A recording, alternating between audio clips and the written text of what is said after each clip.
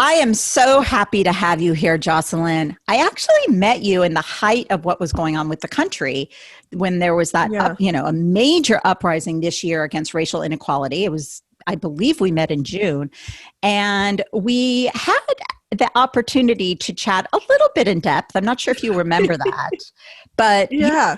you were actually really helpful in helping me kind of understand what my own eyes didn't see. I had another very good friend of mine, Ronnie, who also sort of was that. I don't know if that was that mirror in front of me, but Yeah. she definitely was. Sounding And board. yeah, exactly. Sounding board and just, listener. So, and this year has brought Black Lives Matter to the forefront. For me, and like I just mentioned, it was a profound awakening to my role in letting racism continue and continue to run rampant.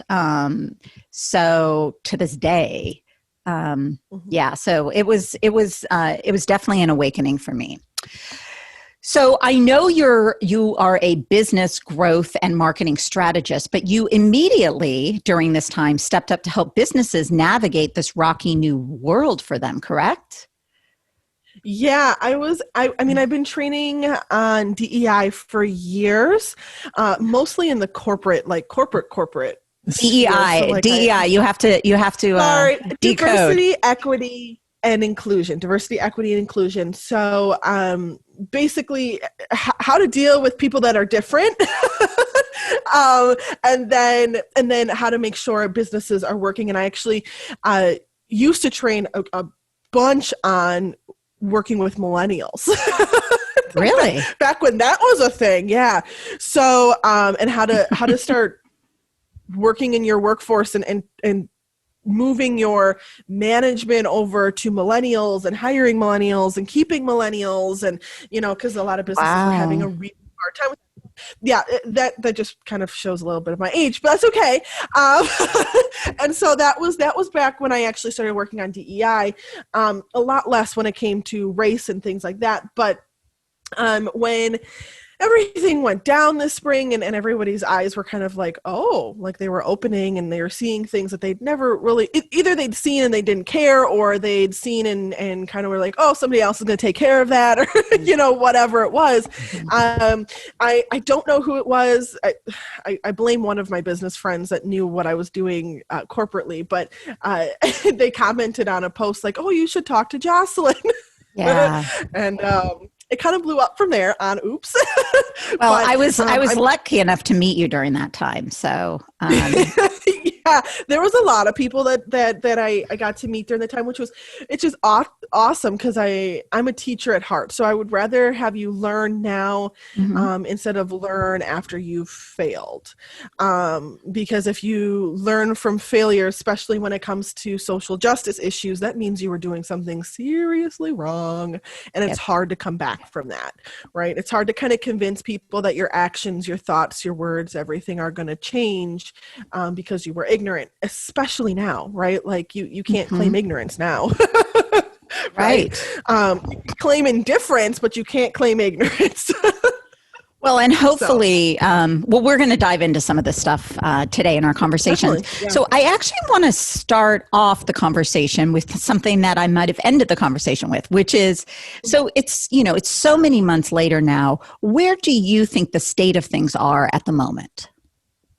Yeah. Well, I mean, I'm in the US, so that kind of puts a bias on me just because the rest of the world works very differently depending on where you are. And my biggest thing, because I work in the online entrepreneurship space like 99% of the time, right? Hmm. And my biggest thing is people are starting to forget. And I don't even want to say forget, but like after you have a fight and you're mad about it for a few days, and then you cool off and you're like, Yes. it's whatever, right? That's kind of that's kind of the phase we're in, is like that cool off period where like I remember it happening, but it's okay, it's whatever. And there's a lot of people that came out in the beginning of like May, June time era where they were like, I didn't know, I was ignorant. And now they're starting to become lax. They didn't actually educate themselves. They bought a book, and Yeah. what happens is that was our pop quiz as a, as a business owner, as somebody, working in business.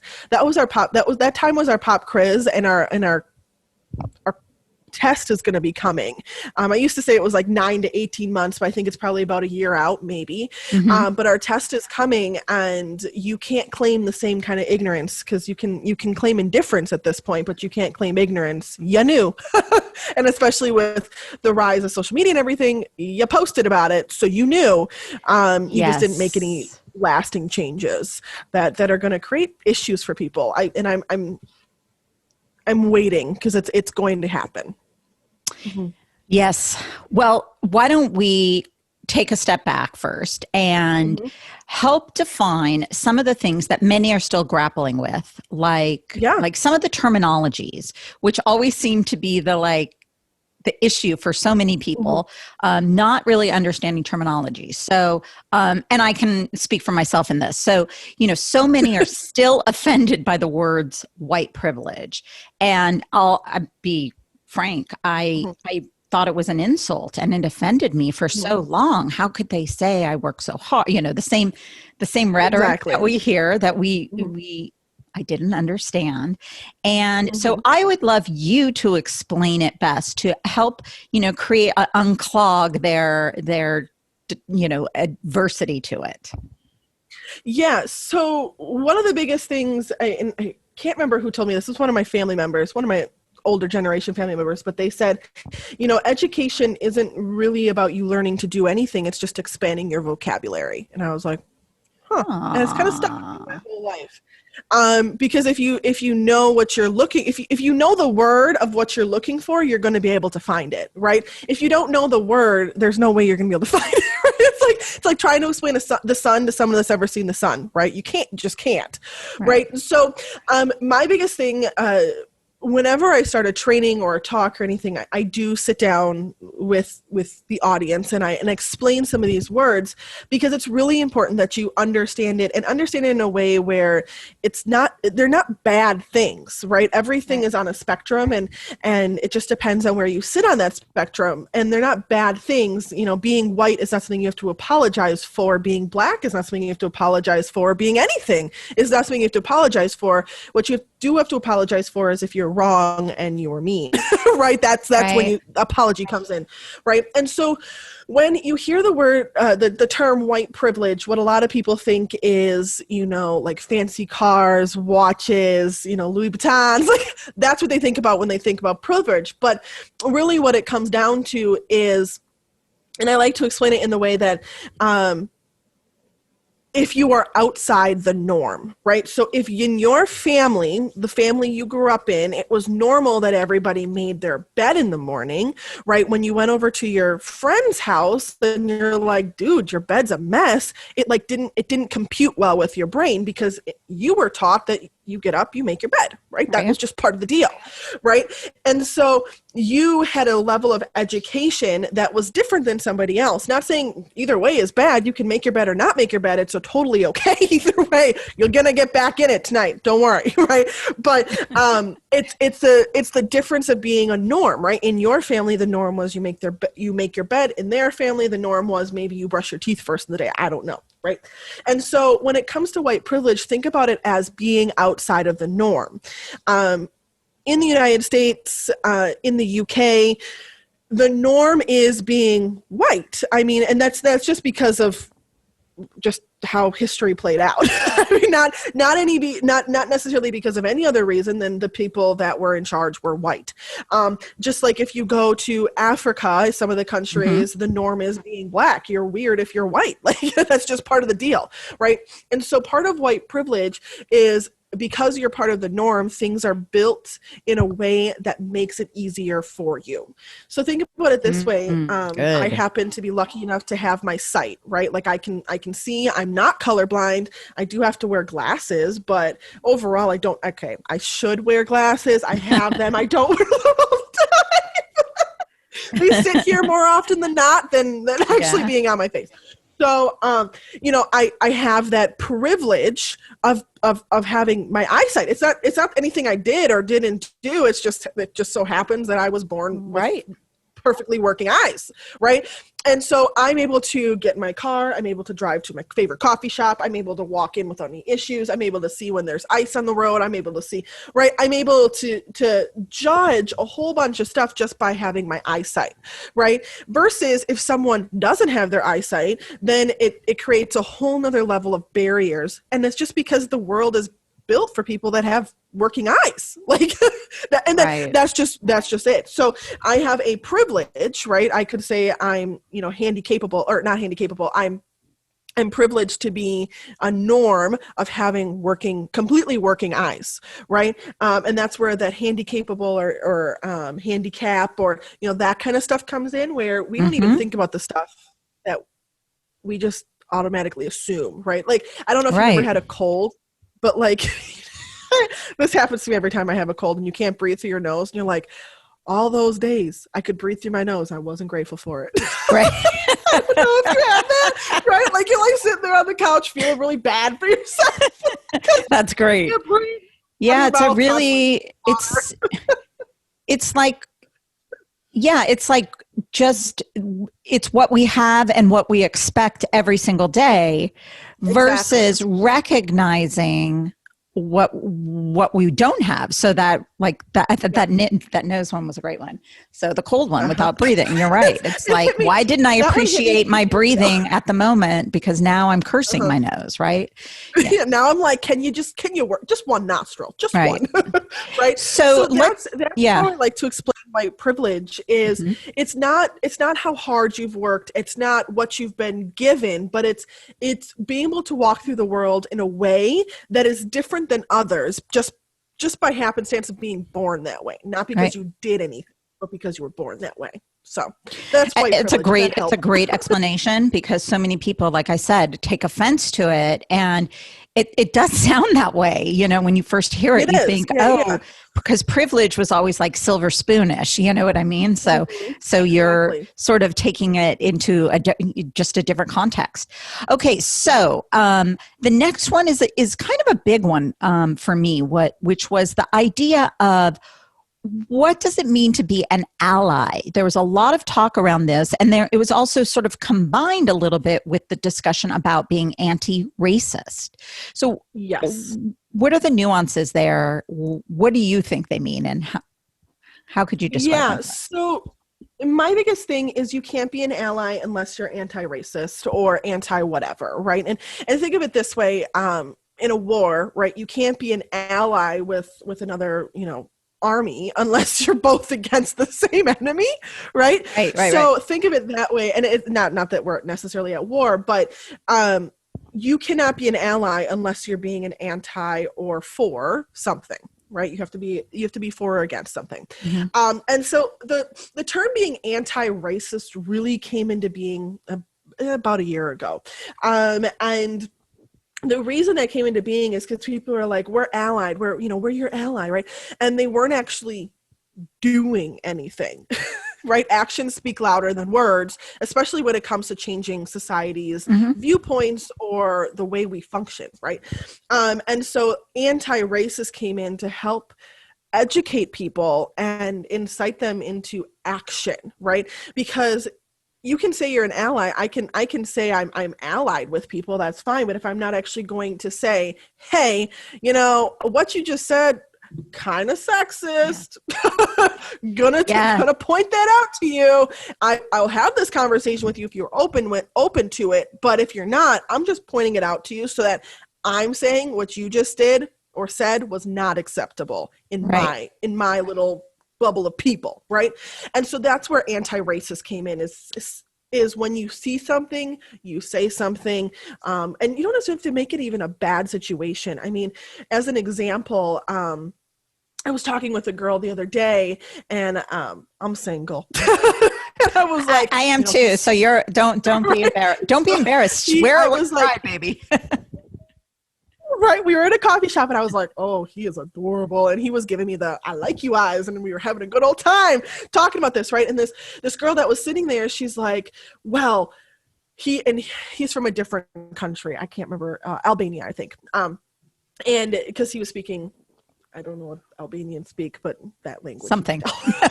Anyway, Something right? Albanian. And there's a movie, right? Albanian. I think it's the same. I don't know. I don't know. That I don't know. Anyway, and she brought up that there's this movie Taken, and the Albanians are sex traffickers.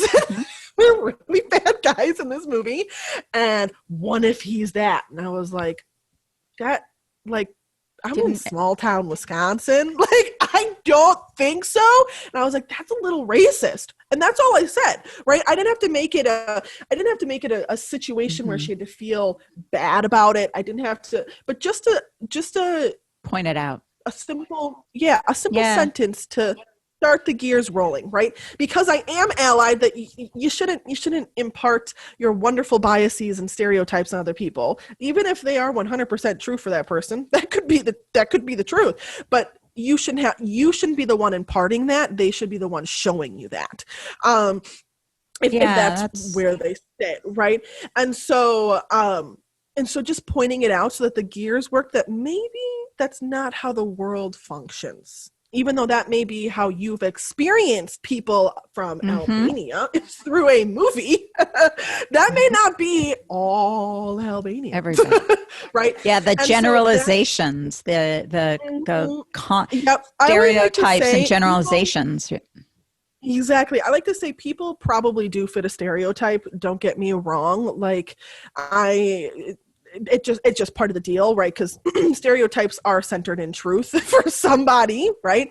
But I like to say, have that person show you who they are, not who you think they are. By adding a stereotype onto a person, you're not actually giving them a chance to interact with you authentically. For example, people look at me and they think Black, they think woman, right? So they impart a bunch of stereotypes. I mean, one of the stereotypes that I've gotten a few times is angry Black woman, which if anyone has ever heard me speak or knows me, I'm giggly, I'm bubbly. I will call you out on some bullshit, but I am not angry. Right? I'm not like a raging kind of, right? And so, but that was imparted on me because that's a stereotype. I mean, that's a very well-known stereotype, right? And even though it didn't fit me, I was showing you something completely different, and yet you still imparted that. So that's really where anti-racist versus ally. Anti-racist says you'll say something. Ally means I may think that's wrong, but being anti or for something means you're actually going to have an action in place to take care of whatever that would be. I had, a huge awakening, like I told you, but part of my purpose changed in a week's period. And the thing that changed for me was when I think of anti-racist and I think of being an ally, I think I'm going to stand up for what I believe and not be afraid to speak it. Without trying to enforce my beliefs on them, trying to enlighten. Because when I had the moment of like, wow, this is real, and it wasn't just one moment, a series of things that happened, but I realized that it takes multiple times to hear things. It takes sometimes just just one shift, one small little shift in the way somebody says something. So I feel like if I can possibly play that part, I would like to. So I understand when families don't agree. I think it's okay. I just think you have a responsibility as an anti-racist, as an ally, to at least speak what you believe. Yeah. And when that comes up, I mean, I have vastly different family members. I mean, both ends of the spectrum. Really? And so, yeah. And so I find all things entertaining, all things. Like, I watch the debates straight for entertainment. Like, I was like, this is going to be good. I was like, stress eating. I literally ate popcorn and watched these like, well, that went like I planned it. So because I come from a place of love and education, right? So I can love you whether I agree with you or not, right? And I saw this really good thing on Facebook. It was only a few months ago. and it had to do with the election. We're here in America, so election. And it was, I didn't unfriend you because of who you were voting for. I unfriended you because I didn't like how you said it, and I didn't like you as a person anymore. Right? Because honestly, I was in the military, so we look at things a little differently. And I don't care who you vote for. In all honesty, I don't care. What I do care is you are fulfilling the obligation of being a functioning U.S. citizen and using that right to vote, because it's an obligation. It's not. People talk about it as a right. It's an obligation, right? And so, I've used that phrase a few times. I didn't like you as a person anymore, and that's okay. Like we have billions of people on this planet. You can choose who you want in your circle, right? And I mean, I've done it for both sides of the spectrum, where you're going too far, you're radicalizing things to the point where you're not helping anyone at that point, right?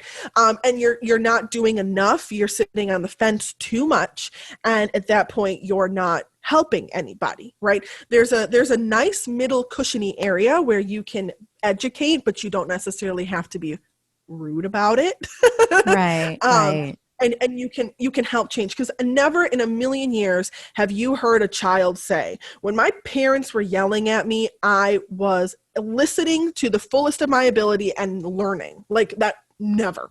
I mean, you go to the teenagers and they're like, I just didn't listen. And the kids, they only heard the first, like the little babies, they only heard the first few sentences, and then they were like a mess, right? So that never helps. When you go to an extreme, it never, ever helps. But when you actually take the time to step back and look at why they view it that way, right? Like, for example, with the white privilege, right? You think privilege is a silver spoon, or, I've got cash or whatever, right? But when you step back and go, oh, well, it is a privilege that, I live in the United States and I was born here and I happen to have the rights I have, not by any fault of my own. I just happened to be here, right? And so when you take a step back and realize that it could be coming from a place of fear, it could be coming from a place of ignorance, it could be coming from a place of they've had different life experiences with whatever you're talking about, and that's completely valid and okay. But what's not okay is when you start creating animosity or anger or piling on someone just because they're a little different, or maybe a lot different than what you believe, right? So that's kind of where I would recommend, because I had a lot of people ask me about Thanksgiving. They're like, we're doing family Thanksgiving. I was like, oh man. And that's where it comes in. And sometimes you can just say, I'm not comfortable talking about this with you, or this is not going to be a good conversation. It's not going to result in us being better family members because I know what you believe. I know what I believe, and neither of us are changing our stances, and that's fine. Move on. Talk about, I don't know, the turkey or something. The turkey. Yeah. I was going to say the food. Yeah. The food, right? Talk about your cousin's new baby. I don't know, right? And take a step back from that conversation, because that you've both had life experiences that have created separate worldviews, and those worldviews are never going to come together. Right. And that's not a bad thing. That's part of the human experience, but understanding that could be really what is underlying. So this is going to sound kind of funny, but so many of our listeners are, I say, set in our ways, that we're set in our ways. Yeah. And not because we're stubborn, because I don't believe that's the case. We're just not in our 20s and 30s where we're a little bit more malleable, maybe. And there is still so much room for personal growth for women over 40, women over 50, women over 60, like personal growth should never, ever start. So why do you think it's so scary to have to come to terms with our own bias at a later stage in life? Like, are we beating ourselves up? I mean, I would say it's scary no matter what. It's scary no matter when you're 6 and your parents are telling you no, and you're realizing that that's going to be how it is. right? And you cry because you're feeling this sadness and this fear, right? It's scary when you're 20 and you're realizing that not everybody is your actual friend, right? It's scary when you're in your 40s and going through a divorce, or, it's just not scary. Even 40 and going through a divorce, right? It's scary. And the reason it's scary is because every single person, I've mentioned this before, every single person has a worldview. And the world, literally what it is your perception of how the world functions and should continue to function. And each person has a separate one. I mean, you could be raised side by side with a sibling and you guys could have two completely separate worldviews just based off of one instance, one situation. That's it. Like, that could literally change it, right? And so no one likes that, because our worldviews are built so heavily and so deeply in our psyche and how we make decisions and how we look at people, how we interact with people, how we interact with things, how we make, all of that. It's so deep that when you have to start realizing that there is room for personal growth, and this is part of the reason why talking with someone that really loves personal growth is like so refreshing. Right? Like, it feels good. Yeah. And the reason that is because that person has allowed themselves to evolve continually, right? When you stop letting yourself evolve continually, you start feeling like this, like, I call it like a crystallization. Like, I don't know if you've ever left a pot like on the stove for a long time and the heat just keeps going. Yes. Right? And it just kind of like crystallizes stuff and you're like, this is nasty. I don't want to do it now. Like, it's too late. Let me just throw out the pot, right? And so that's what I like to see with people that don't work on personal growth. They're not constantly adding water to that pot. And so as things happen and things change, and the heat is life, right? The stuff, the only thing you can count on is change in light, right? That if you don't keep adding water, which is new ideas and new ways of looking at things and dealing with things and dealing with your own internal biases and trauma and everything, right? If you're not constantly going to do that, it's gonna get gross in there. And no one likes to put their hands in a gross, nasty pot. I don't care who you are. That's nasty. You're like, totally. I'm going to soak it for a while, and then I'll leave it for a few days, right? And that's what happens is when you are so set in your ways, you've got to then add a bunch of personal growth and then just let it percolate for a while, which doesn't feel good, right? You get all pruny and nasty. And then you've got to actually start cleaning it and scrubbing it, and then you can start using it again, right? And when I say it, I mean your brain, I mean your emotional intelligence, right? And if you don't do that, it makes it even harder and harder and harder and harder, and it just keeps snowballing, right? And so that's why when you're in your 20s and 30s, especially when you're in your 20s, because you're not actually mentally fully like developed until you're like 24, 25, it's so easy to keep adding new ideas. And that's why we teach children, right? We send them to school and educate them, because it's so easy for that brain to soak up new information because it's still working, right? And it's still working on growing and adding synapses and all of that, right? Once you start hitting like 28, your brain starts dying. Like, that's the fact, right? Everything stops growing, and so it slowly is decaying. And if you're not constantly adding new ideas purposefully, it's going to be even harder. It's like when people say, I went to college, I got my bachelor's, and then I spent, 3 years in the workforce, and I had a really, really hard time going back for my master's. Well, because your brain was no longer used to being used that way. That is great. You just were like a PSA for personal development. That was great for me. More read them books, listen to them podcasts. Yeah, no, that's it's really great. Right? It's so true. You become, totally. I used to think that you become stuck. You become stuck. Exactly. So we don't have a lot more time, but I have three. I'll say like kind of they're not rapid fire questions, but they're close. Okay, I can rapid fire this. I can talk fast. So, let's do this. No. So good. So if you could give one piece of advice to women that either are working for big companies or running their own business, how can they do something to provide a better work culture that is inclusive and is an anti-racist one? Everything starts with you. So if you were like, white privilege is shitty, right? I'm so annoyed. Yeah. Right. If you if you feel discomfort, emotional or mental or even physical sometimes, discomfort by having to have conversations about stuff that in our society is considered taboo. For example, race, religion, sex, like all of those things. If pelvic floor. Right. So very important. Do them Kegels. Do them. Yeah. You'll thank me later. But if you have a discomfort talking about that, it's not because of someone else. It's because of you. Right. And you have to become comfortable in that, because you can't help someone unless you understand, and you can't understand unless you've either been through it or you've educated yourself. And sometimes even if you've educated yourself, you still don't understand, right? But part of education is learning to be sympathetic, right? Sympathetic to things that maybe you've never gone through. If you've gone through it, you can be empathetic, right? Because you understand those feelings, you've been through it, right? It's like somebody that's never been through divorce saying divorce isn't hard. Well, yeah, it is, right?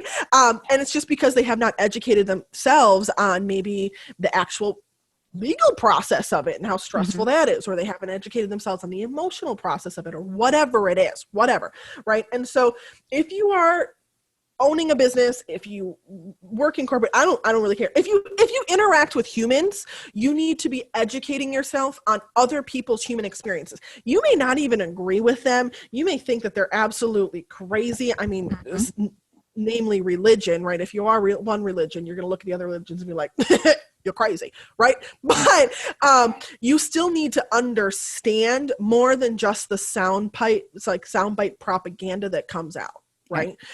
You need to have a deeper, fuller understanding. So that would be my thing: is start with the stuff that makes you feel uncomfortable. Start with yourself, and then start. Yep. But the stuff that makes like literally you, when you have to have a conversation about it or someone brings it up, right, you feel uncomfortable with, 9 times out of 10 it comes from a fear, and a fear comes from usually ignorance. So do a Google search. Just do a Google search. You'll go down the rabbit hole, don't worry. No doubt. So what can we do to keep awareness up? Like, I remember when this was going on, I felt like, do I have to go to protest? Because so many of us want to make a difference, and we don't really know how to put our energies. I mean, for me, my energies during COVID was, I'm staying home, protecting my family and protecting myself. So mine became being a full ally and anti-racist. Like, that's what it became for me. So what would you suggest? Is it? So, to keep awareness up, one, I have never, and I don't like to say the word never, but probably will never go to a protest ever. I don't go to rallies. I don't go to, no. Reason being, in my thought, yeah, I know a DEI educator that's never been. Reason being, my thought is I can do more talking one-on-one with somebody and educating them than I can sitting on the side of the road holding a sign. That's just my thought. Totally agree. Because if you read something and you don't understand it, you're not actually going to get your mind changed like that. I'm just saying. Okay. So there's that. So for me, keeping awareness up comes from using the education you're doing for yourself, right? Like answering that last question, doing the education yourself, and then using it to help educate those around you. Maybe it's your best friend, maybe it's your team, maybe it's, your assistant manager. I don't know who that would be. And it could be all of the above, but educating them and taking them along on the journey that you're now going on. Right. And that is how you keep awareness up, because that person then can invite the next person in their circle to then come with them on that journey and follow them down a path of education and enlightenment. So that's how I like to keep awareness up, is inviting people to come with me. For example, right now, shameless plug for this book, because I'm kind of in love with it. It's called In the Flow by Alyssa Vitti. And it's all about women's hormones. It's brand new. It's brand new. Like, you can't even get the paperback yet. But it's all about like women's hormones, like while we're still like bleeding and on our cycle, and like how to match everything in your business and your work life. Oh my gosh, girl, I am dying with this book. I'm like, oh, that's so cool. Right. So anyway, I'm typing. How to eat, It's like $25 on Amazon. Oh yeah, I'm gonna go check it out for sure. I've got the Audible version, so I'm actually listening to the authoress read it out loud, and I'm kind of in love. Anyway, That's great. I like joined her membership. Like, I went all in. But anyway, and I have literally, I don't even know how many of my girlfriends I've invited to read this book now, because I fully believe that if you are empowered within yourself and educating your own self and know this, why wouldn't you want to bring somebody else along on that education? If you're really a true anti-racist or a true ally or a true educator or a true leader or influencer or whatever you call yourself, right, manager, you want the people around you to continue to uplevel themselves, because then guess what? You get to keep them around. Otherwise, you got to find your next level of people. That's not fun, right? Yeah. Like, I like to keep my friends, so I'd like to bring them along with me. That's how I like to think about it. And so if you want to keep awareness up, bring people along with you, even on like little stuff, like just little stupid things that you learn, and you're like, holy crap, that's a real thing. Okay. And you can impart that information. I like to post on social media. I mean, I do a lot of, obviously I'm a marketing strategist, so I do a lot of social media stuff, but I like to post on social media as that stuff comes up for me. But not everybody has that kind of level of audience or influence, whatever. Right. So I would say ask your best friend. Excellent. Okay. So by the way, you have, I don't want to say dumped, but you've given us, that's a terrible word. I do have given every podcast I'm on. So much. Oh, wow. I know. But you've given us so much really good insight and enlightenment. And for me, it's enlightening to like re-listen to some of it, even for me. And I really hope that it just takes one. It just takes one person. Yeah. So exactly. That was always our goal, was to share what's happened with us here at Wicked Awesome You. So I can't thank you enough, but I have one final question, which is, it's sort of a fun one, but if you actually had to pick one self-care product that you couldn't live without, what would it be? Okay. Self-care. I'm a huge believer that personal hygiene is not self-care. I know people are like, go take a shower, it'll make you feel better. That's not self-care. So my thing, okay, it's my kitchen. Like, I know it's not one thing, but I really like to bake and I really like to cook. And I find that when I'm in a very even keel, like mentally, I do a lot of it. So, and that it makes me feel good. So that would be my self-care is, I love my little setup. I love it. I love it. Well, Jocelyn, what a treat. Thank you. Thank you so much. Yeah. I hope that like next year, if you come back on and we discuss, maybe we'll see progress. Maybe we'll have good stories. I'll have stories to share. I hope so, because I think this is such an important discussion. Not only, for everyone with empathy and having compassion for all races, we're focused on women here. Well, yeah, I like to say anyone that is different than you. So if you have kids and the person that doesn't, guess what? That's diversity. So it's a hugely important skill to have, of understanding that someone is coming from a walk of life that you aren't coming from. And even if you're like grew up in the same town, they're still coming from a different walk of life. Yeah. Well, thank you so much. Have a great holiday. You too. Thank you for having me. Take care.